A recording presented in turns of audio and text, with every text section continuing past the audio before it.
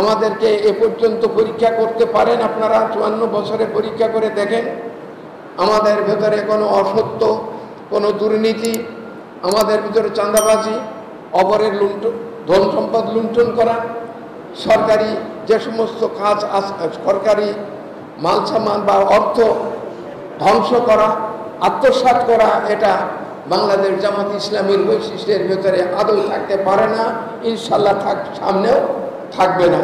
তাই আমি আপনাদেরকে বলবো যে আপনারা যিনি যেখানে হন, আসুন আমরা এই দেশটাকে গড়ার স্বার্থে আমরা সকলে একীভূত হয়ে যাই।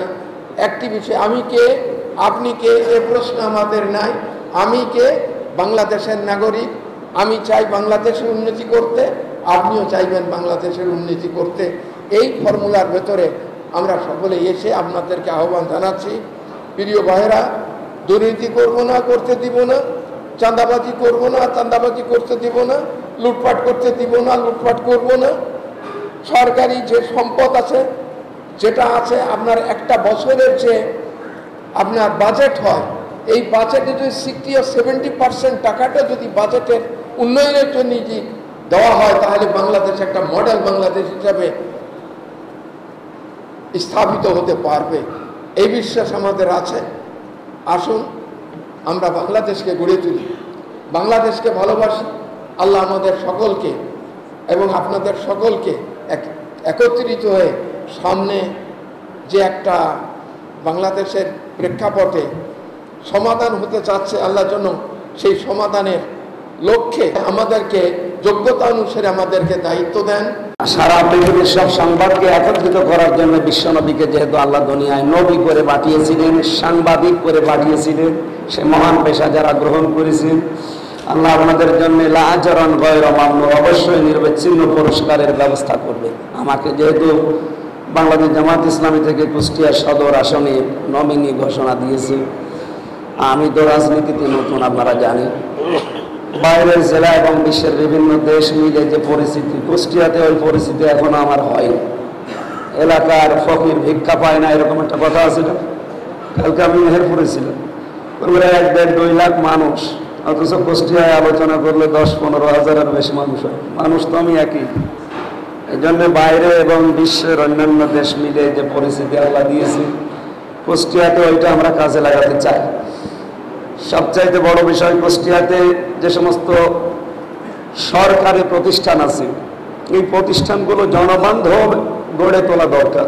মানুষ এখানে যেতে ভয় পায়, এসপি অফিসে, থানাতে, এবং কি এই সিভিল সার্জন অফিস সহ কয়েকটা আমি ধরলাম, এখানে যেতে মানুষ, সাধারণ মানুষ বাইরে দেখি বসে থাকে, কাছুমাছু হয়ে ভয় পায়। আমরা এগুলো জনবান্ধব হিসাবে গড়ে তুলবো আগামীতে ইনশাআল্লাহ। চিনি কলটা চালু করা দরকার, আপনারা জানেন, এটা আমাদের জন্য এখন অবধারিত হয়ে পড়েছে। হাজারো মানুষের কর্মসংস্থান তৈরি হবে। এরপরে আমরা ঘোড়াই ব্রিজ যেটা আছে, এটা খুব দ্রুত বাস্তবায়নের চেষ্টা চালাবো আগামীতে। মজমপুরে, এখানে যেহেতু কুষ্টিয়ার ভেতরে একটা গুরুত্বপূর্ণ জায়গা, এখানে ওয়াই সিস্টেমের একটা যদি ফ্লাইওভার বানানো যায়, এখানে আমার মনে হয় এই জায়গায় যানজট নিরসন হবে এবং কুষ্টিয়া দেখতেও ভালো লাগবে। এরপরে চাউল শিল্পকে এটা আধুনিকায়ন করা লাগবে। বাংলাদেশের ভেতরে যে 2 জেলায় চাউল বেশি হয়, কুষ্টিয়ার এখানে আর ওদিকে নওগাঁ রাতরায়, আমরা এই 2 জায়গার ভেতরে কুষ্টিয়াকে বাংলাদেশের টপ জায়গায় নিয়ে যেতে চাই ইনশাআল্লাহ। ড্রেনেজ ব্যবস্থা এবং রাস্তা প্রশস্তকরণ, এটা আরো বেশি দরকার। আপনারা বৃষ্টির পানি হলে কিভাবে পানি বেঁধে থাকে, ময়লা, এগুলো আমরা লক্ষ্য করছি। সামনে এগুলো আমরা ইনশাআল্লাহ সেই জায়গায় নিয়ে যাওয়া দরকার। অন্যান্য বিশ্বের উন্নত বিশ্বে যেভাবে নিয়ে যায়, আমরা কুষ্টিয়াকে ওইভাবে নিয়ে যাওয়ার চেষ্টা চালাবো ইনশাআল্লাহ। এদিকে রানাখড়িয়া থেকে একেবারে লালন ব্রিজ পর্যন্ত, তার মানে ওই যে রুমি ব্রিজ, মেহেদি রুমি ব্রিজ, এই নদীর ধারে, বাইরের দেশগুলোতে গেলে নদীর ধারে ঘুরলে মনটা আরো ফ্রেশ হয়ে যায়, আর আমাদের এই নদীর ধারে আসলে মন আরো কালো হয়। আমরা এখানে অন্তত একটা রাস্তা প্রশস্তকরণ দিয়ে কুষ্টিয়ার যানজট কমানোর চেষ্টা চালাবো। সর্বোপরি বাংলাদেশ প্রশাসন, বিশেষ করে পুলিশ, যেটা এটা পুলিশি সেবা যেটা দরকার, এটা এখন যেহেতু ওনারা আগস্টের 5 তারিখের পরে অধিকাংশই নিষ্ক্রিয় হয়ে আছে এবং নিশ্চুপ হয়ে আছে, এটা আমরা সর্বাত্মকভাবে কাজে লাগানোর চেষ্টা করব। সবার দোয়া নিয়ে, আমি যেহেতু সবার বয়সে প্রায় ছোট, সবার কাছে শুভকামনা চাই এবং দোয়া চাই। আমাদের আজকের বক্তব্য হলো বাংলাদেশ জামাত ইসলামী দেশ এবং জাতির কল্যাণে, এদেশের মানবতার কল্যাণে, জাতি ধর্ম বর্ণ নির্বিশেষে সকল মানুষের অধিকার প্রতিষ্ঠার জন্য এদেশে রাজনীতি করে। আমরা এই কথাগুলো অনেক দিন ধরে বলেছি, কিন্তু আমাদের এই কথাগুলো আমরা সবার কাছে পৌঁছাতে পারি নাই। প্রতিবন্ধকতা ছিল আমাদের সামনে অনেক, বিশেষ করে বিগত 16টি বছর আপনারা সবাই সাক্ষী যে আমরা কি অবস্থায় ছিলাম, আপনারাও ছিলেন। সেই জায়গা থেকে বেরিয়ে এসে আজকে জাতির সামনে আমাদের কথাগুলো আমরা পরিষ্কার করে তুলে ধরতে পারছি ঠিকই। দয়া করে যদি আপনারা আমাদেরকে আর একটু সহযোগিতা করেন, আমাদের কথাগুলো মানুষের কাছে পৌঁছাবে। জনগণ যদি এটি মেনে নেয়, তার ভিত্তিতে নির্বাচন হবে। সর্বোপরি জনগণ নির্বাচনে যাদেরকে ভোট দেবে তারাই দেশ পরিচালনার দায়িত্ব পাবে। আমরা মনে করি বাংলাদেশের মানুষের জামাত ইসলামীর প্রতি এই মুহূর্তে যে ভালোবাসা, যে দরদ, যে সমর্থন আমরা খোঁজ পাচ্ছি, আমার বিশ্বাস বাংলাদেশ জামাত ইসলামী এবার জনগণের মতামত নিয়ে, জনগণের ভোটে আল্লাহ চাইলে দেশ পরিচালনার সুযোগ পাবে।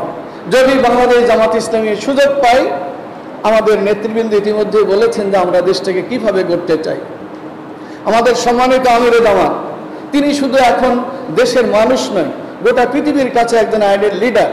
আপনারা জানেন তার কথা, তার বক্তব্য, তার আচার আচরণ সবকিছু একটু ভিন্ন। তিনি স্পষ্ট ঘোষণা করেছেন জামাত ক্ষমতায় গেলে ওই সরকারি প্লটের পিছনে আমাদের এমপিরা যাবে না। তিনি স্পষ্ট ঘোষণা করেছেন আমরা দুর্নীতি করব না, করতে দেব না। তিনি স্পষ্ট ঘোষণা করেছেন আমরা চাঁদাবাজি করব না, করতে দেব না। সরকারের যে কোনো কাজ মন্ত্রী এমপিরা পাইলে কাজের শেষেই তার হিসেব জনগণের কাছে উপস্থাপন করতে হবে। তো এই প্রক্রিয়ায় যদি একটি দেশ চালানো সম্ভব হয়, আমার মনে হয় সেটা জাতির জন্য কল্যাণ, আমাদের জন্য কল্যাণ। আমরা আজকের এই মতবিনিময় সভা থেকে সংবাদকর্মী ভাইদেরকে, গণমাধ্যম কর্মী ভাই এবং বোনদেরকে অনুরোধ রাখতে চাই, আমাদের এই যে স্বপ্ন, আমাদের এই যে ভীষণ, আমাদের এই যে চিন্তা এবং ভাবনা, আপনারা মেহেরবানি করে আপনাদের লেখালেখির মাধ্যমে জনগণের কাছে পৌঁছে দেন। জনগণ ভালো মনে করলে তা কবুল করবে, গ্রহণ করবে বা করবে না, সেটা তাদের বিষয়। এই সহযোগিতাটুকু আপনাদের চাই।